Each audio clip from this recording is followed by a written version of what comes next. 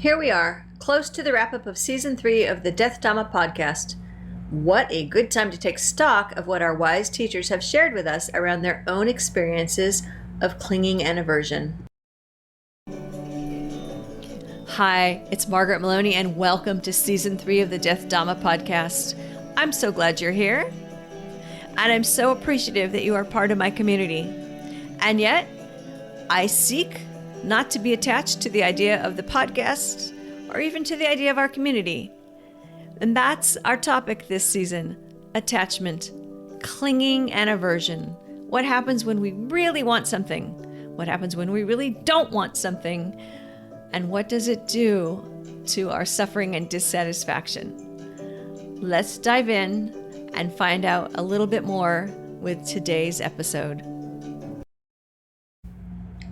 We've had the opportunity to speak to quite a few different wise teachers about clinging and aversion. And each has brought their own unique perspective to the discussion, sharing ideas of attachment to people, or running away from difficult situations, or having a certain sense of self, or even what is the basis for attachment, whether or not it's just part of who we are as a human. And at this point, it's safe to say that we can gather some common themes, some pieces of, you might call it, universal or collective wisdom to help us navigate the concept of clinging and aversion, and the fact that, yes, this is what we face, and it's going to be okay. We started the season with a good reminder from Dr. Seth Zuiho Segal that we are not emotionless robots who function as remote islands. Of course we have attachments to one another. Here is a clip from that discussion. So in talking about attachment, the first thought I have is that that's a very complicated subject. Everyone seems to think that Buddhism says don't get attached, that non-attachment is the thing that we ought to manifest in some kind of way or realize. Mm-hmm. And I have a lot of problems with that idea, just simply said, because there are different kinds of attachments and different things we can become attached to. So we can become attached to people, mm-hmm. like when we fall in love, or we can become attached to objects, like if you think about a young child and its teddy bear. Sure. Or we can become attached to opinions about various things, or yes. various kinds of practices. This is the way it's always been done, and this is the way it ought to be done. Mm-hmm. And we can become attached to different images of ourselves too, who we think we are or who we think we ought to be. So some of us take our profession as our identity. You know, I'm a scholar or I'm an athlete, and that becomes who you are in some kind of important way. If you look at the ancient Buddhist texts, okay, for example, there's a advanced set of teachings called the Abhidharma, and they talk about attachments. They talk about 4 kinds of attachments. They talk about attachment to sensual pleasure. Mm-hmm. They talk about attachment to ideas or views, mm-hmm. Attachments to certain kind of rites and rituals, and then lastly, attachments to a certain view of oneself. Those are the ones that they warn against specifically. They don't say, though, in those books, don't get attached to people, okay?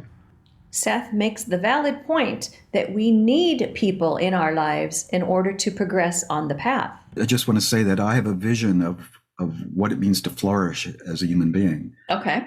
And that means flourishing in a number of different domains. And the main domains are in the field of relationships, mm-hmm. field of accomplishments, and the field of aesthetics. And I think that the relationships are probably the most important part for most people, that the things that give us a sense that we're really flourishing are the quality of the relationships that we're embedded within. Our relationships with our parents and our spouses, our children, our friends. Mm-hmm. Those are what give our life the most meaning and the most sense of fulfillment. Okay. And if we're giving those up, we're giving up a major area where we might actually create well-being for ourselves. And I'll also say that it's within that field of relationships where it's the most crucial place to practice mindfulness and equanimity and compassion and loving kindness, all the virtues that we're trying to develop along the Buddhist path. We can do it better in a field of relationships than we can do anywhere else. So this idea that comes down from us from the monastic form of Buddhism, that we ought to give up relationships and just, meditate on our navels and stuff. That I don't think that really brings us where we want to go. I think it's really in this world of relationship that we really learn how to improve our well-being. And yet, from Venerable D, we learned that sometimes the people we form attachments to mistreat us. And from that abuse, we develop ideas about our worth, or perhaps that we lack worth. And as we move on in life to live a healthy life, to become free from that suffering, it's necessary to let go of the wrong self-views and the hard feelings that we may have developed from our abusers. It's not you. If people reject you, it's not you, it's them. Their choice, their journey, they have their own soundtrack playing in their heads. Yeah, it's important to recognize that. For us to offer them loving kindness.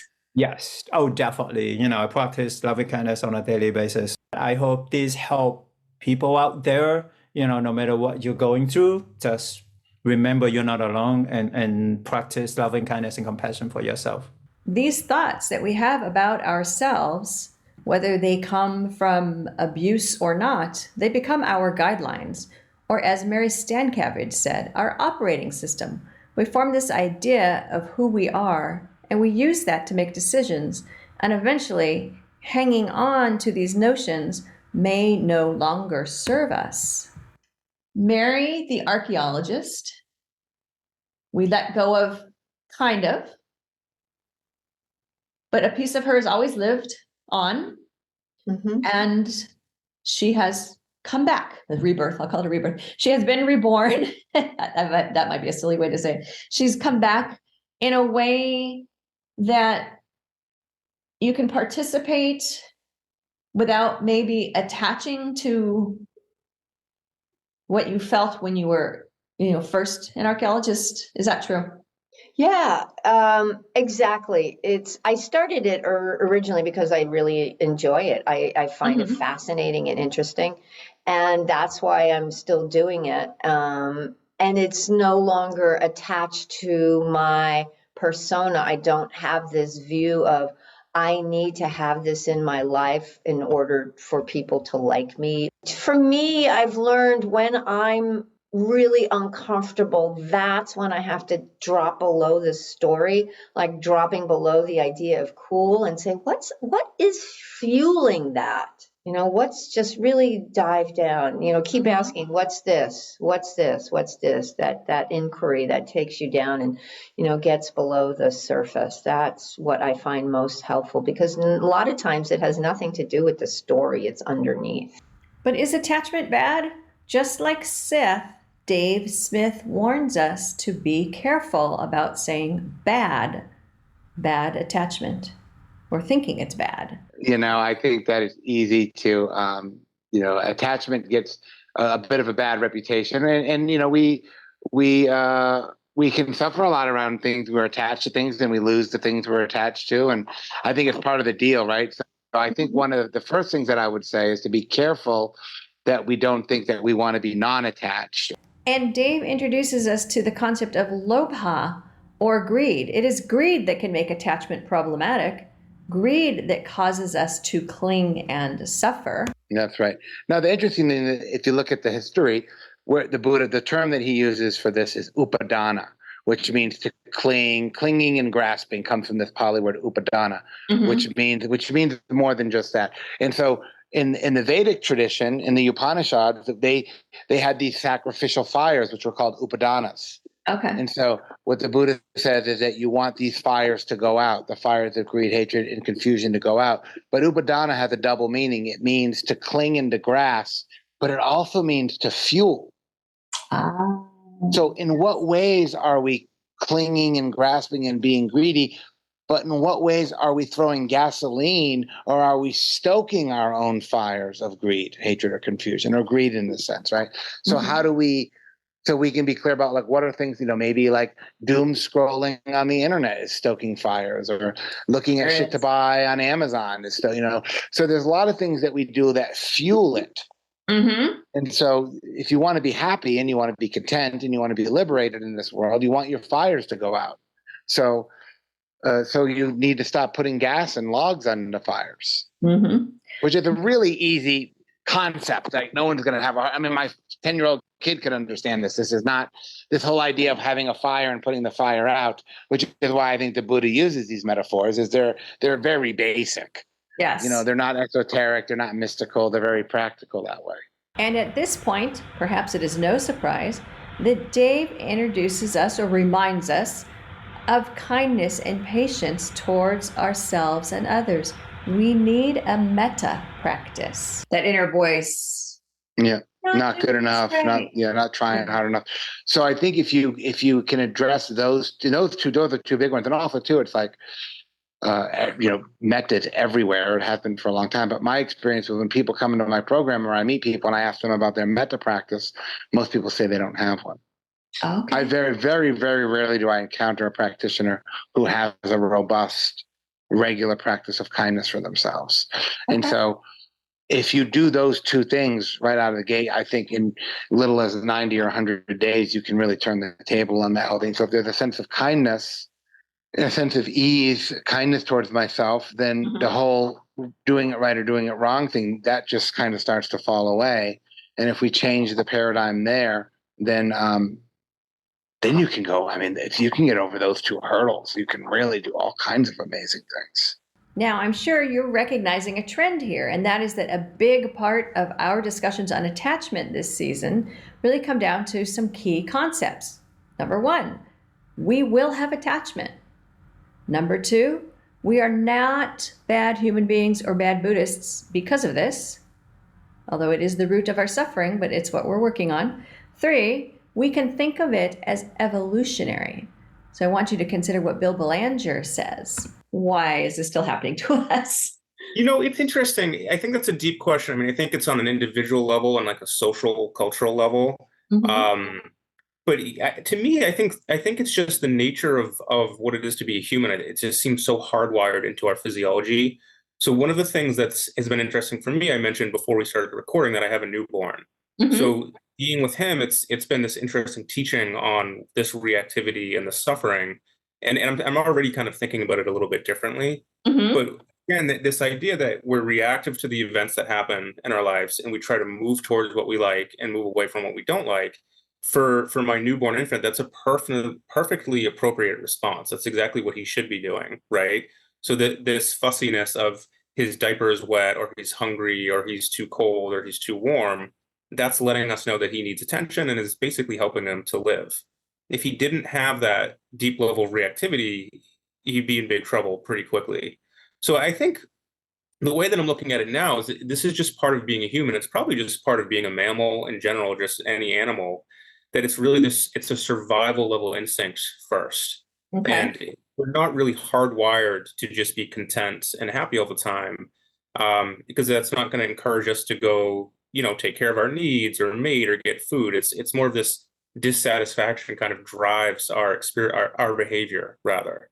So I think it's just a deeply hardwired thing. And mm-hmm. I think it is a privilege and a luxury when you can live in a time and a place where you have the ability to look at your mind and work with your mind and be curious about it. Because I think for most people, they never get to that. It's so much on the survival level living. Mm-hmm. And even in the West too, just of being stressed out and burned out and focus on the next thing. What some teachers have reminded me of is that it comes back to being skillful. It's not that you're never going to want breakfast. It's being skillful about that. It's not that you're never going to want to be comfortable when it's hot or stay away from flooding and storms. It's how we do it and what we do to be comfortable. Also, it's okay to be uncomfortable. Our growth on the path comes from being uncomfortable. But yes, from an evolutionary perspective, of course, we pay attention to hunger and dangers to our survival. And for the other challenges, look at your intention. Do that deep inquiry that Mary Stankiewicz told us about. Ask yourself, am I being skillful? And of course, am I remembering my metta practice? Am I showing loving kindness to myself and others? No matter what, we will face attachments of different kinds and aversions to different things. It's what we work on as human beings to obtain release from suffering. I would love to hear from you, your thoughts, your suggestions, your own stories about attachment. So follow this link, I'm going to read it to you in a minute here, to leave me a 90-second message with your ideas and suggestions. You can go to https://www.speakpipe.com/death_Dhamma_podcast. I suppose you could also just use your favorite search engine to say SpeakPipe Death Dhamma Podcast. And there you can record an audio message for me. And be sure to come over to margaretmaloney.com. That's MargaretMeloni.com and join the community. You've been listening to the Death Dhamma Podcast with your host, Margaret Maloney. Thank you so much for being here. Come find me on margaretmaloney.com, MargaretMeloni.com. And until we meet again, may you be well, may you be happy, may you be at ease, and may you be free from suffering. Bye for now.